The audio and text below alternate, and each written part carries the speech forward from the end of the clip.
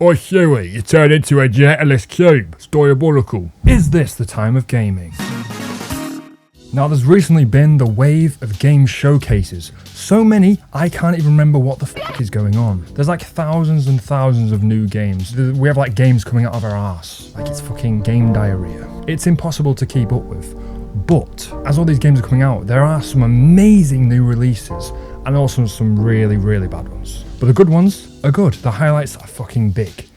And does this show that maybe gaming is back? It does answer the question, is gaming finally back after all these years? Because I feel like personally for me, for like the past 3 to 4-ish years, I've not properly played video games. Like I've not properly got into it. Yes, I've played a game every now and then, but it's just like for a few hours a day or whatever, and I always feel like I'm wasting my time on it. It's not felt as big anymore. Like you pay like, what is it, £70, £80 for these new games these days for like, what, 30 hours and then you're done with it.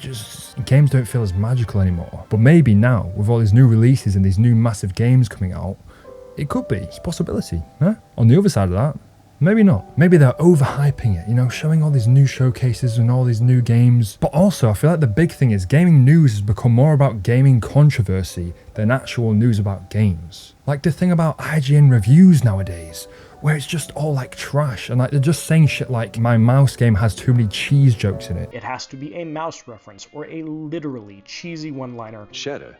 What's wrong with Gouda? It has too much cheese in it. What are you talking about? It's about the gameplay and the story. And if you don't know what I'm talking about, it's about that noir mouse shooter game, which looks really fucking cool. And there's that, and there's more recently been a game from one of the new showcases, which is God of War Lao Fei, which if you look at the cover of it, you can see exactly why this would be controversial. Right. Rods break. So, God of War. The main character, Kratos. He is the God of War. And the new one, Lao Fei, who is like the wife of Kratos, I think. I don't know the proper lore. And it's basically Karen from Daredevil. And the controversy is bullshit.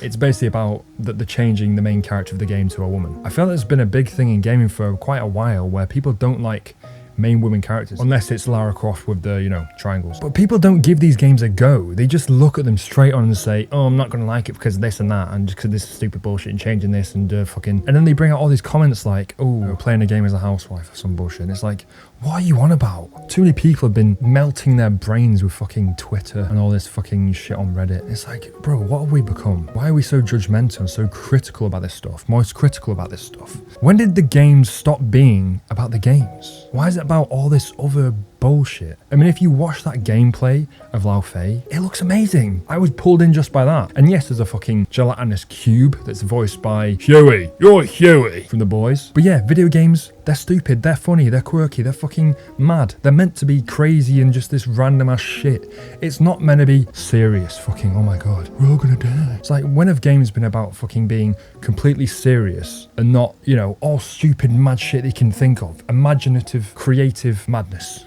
I have a really big vocabulary. And now people are caring that they've changed the main character of a game and it's like a spin-off game. It doesn't even matter. They've changed the gender of a... Not even changed the gender. The character is a different gender. And there's a character that's a cube and the sword talks. Who gives a fuck? Why does that matter? I really want to ask these people, why does that matter? Like, oh, because it's making fun of gaming. It's not God of War. It's meant to be serious. Did you make the games? Are you the creator of the story? No. Before even seeing the whole project in its entirety, if you've experienced it and played the whole game and then you make that opinion of it, then that makes more sense to me. Instead of seeing a little cut into what it is and being, nah, this is bullshit, I'm not playing it. Keep an open mind about it, because why not? Another thing, I feel like gamers kind of get a bad rap as well. You know, they're just people who play games all day, and you know, they sit on Reddit, they sit on Mars doing nothing, not working. And that's kind of been construed, I guess, across like all social media and all this bullshit. And people in real life think gamers are just this, just nerds and just people who don't do shit with their life, but that's not true. 80% of people probably do play games in some capacity. Well, 80% of people under a certain age, I'd say. But even older people nowadays. Now we've got fucking 90-year-olds reading Dungeon Crawler Carl and playing Animal Crossing. It's become such a bigger thing than what people still think it is. It's grown, it's evolved into something massive now. I guess it was massive back then, but even now it's like, it's all over the world, it's everything. There's still some people who decided it's this thing when it's this thing. They decide it's A when it's actually B. But I understand a little bit of why people look down on gaming. Because it has become so goddamn expensive. Look at the new Nintendo Switches. 450 to like 500 for one console, which is like a handheld thing. Not even like a massive like Xbox or PS5, which is, look at that chunky fucker. That's what you should be getting for that price, and the controller as well. Not like a little handheld like PSP evolved version, like, do you know what I mean? But it's got all the new technology. You can play the new games. Well, you can't really play the new games because then it would be 800 quid more. Like, you paid that amount for the console, then it's 80 to 90 pounds for the new games. You're just going to be bankrupt. Like, what's the point at that point? And that's one of the reasons why I stopped playing games, because it's just not worth it. And mostly when I see new games coming out and I see the release date, and I'm like, well, I've got to wait till that time, but not really. I've got to wait an extra year for it to be on sale. So then I can feel like, you know, it's actually worth it for like 30 quid for this new game. And so yes, you get a whole new gaming experience, a whole new story, and you get the pre-order bonuses. But is it worth it for a whole fucking paycheck? These days I feel like no. So that's why I'm liking indie games more, littler games, which are like £20. And they realize that the industry is kind of fucking so priced out of most people's, you know, paychecks, that they're making these games that people can buy and people can put loads and loads of time into and not have to spend a fortune on. But now, back to the main subject of the video. New games. New Xbox, apparently. Are these game publishers and producers or whatever finally realizing what the people want, what the gamers actually want? Is it really a surprise to them what they want? How has it taken them this long to realize what we want? We just want games. Good fucking games, good fucking story, good fucking characters, a good amount of playtime, good fucking gameplay, a good soundtrack as well. And that's kind of it.